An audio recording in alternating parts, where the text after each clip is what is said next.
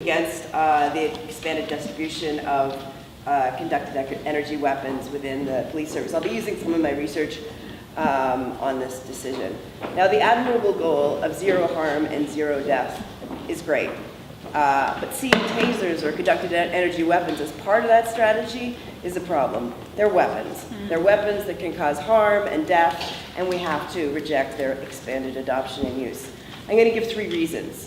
First, around that evidence suggests that adoption of tasers does not result in the reduced lethal force incidents. Second is that Taser's business and marketing strategy makes it very difficult to evaluate the weapon clearly. Many studies on this matter are tainted by Taser's involvement, sponsorship, and influence. And third, that Taser or Axon International's shifting position on the risks posed by tasers to broad sectors of society, especially those with mental illness and racialized communities, is really worrying and cause for concern.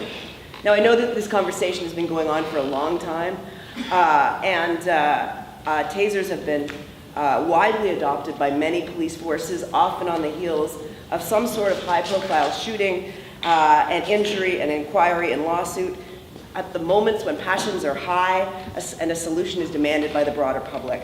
It's at those moments that Taser steps in and says, this is your solution. I'm really glad that Toronto has been cautious on this front, and I'm glad that oversight bodies and movements and ordinary people have refused to simply get on the bandwagon.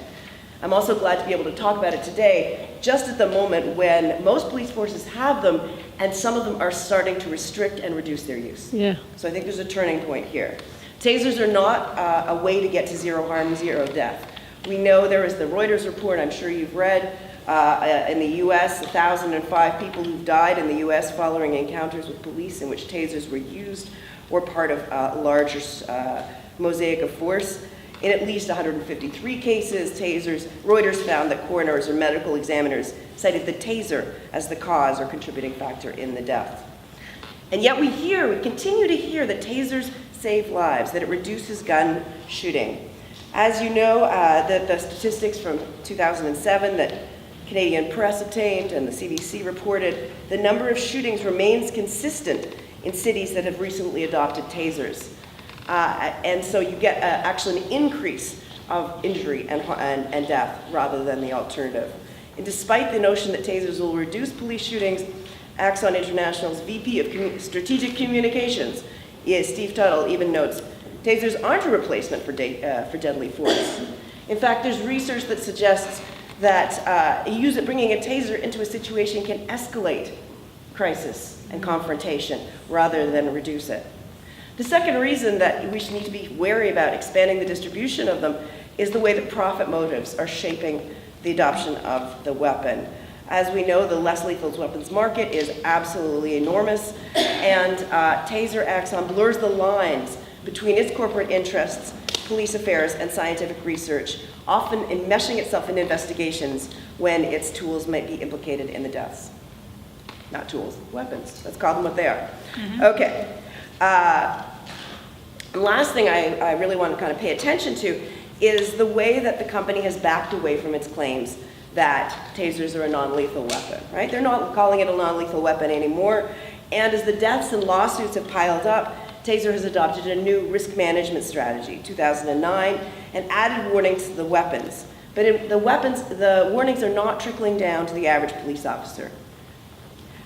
Whereas originally it was said that it was a flexible and multi-purpose tool, now the company says, don't use it on the chest area, don't use it for repeated or prolonged exposure if there's cardiac risks, and they shouldn't be used against those who are old, young, frail, agitated, exhausted, or suffering from mental or physical health conditions, basically protecting themselves from lawsuit.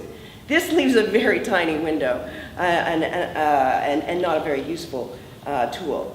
Evidence suggests, of course, that this tool gets used against marginalized and vulnerable populations.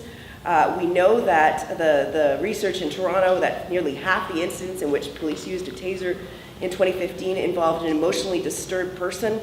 And this is particularly worrisome when we know that emotionally disturbed people and those who have drugs in their system are more likely to get more shocks.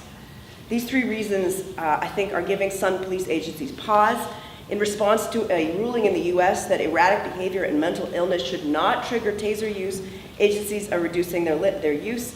In Baltimore, they use tasers, the police use tasers 47% less in 2016 than in 2015, and tasers are being used less, between 60 and 95% less in 2016 in cities in Virginia, North Carolina, South Carolina, and West Virginia.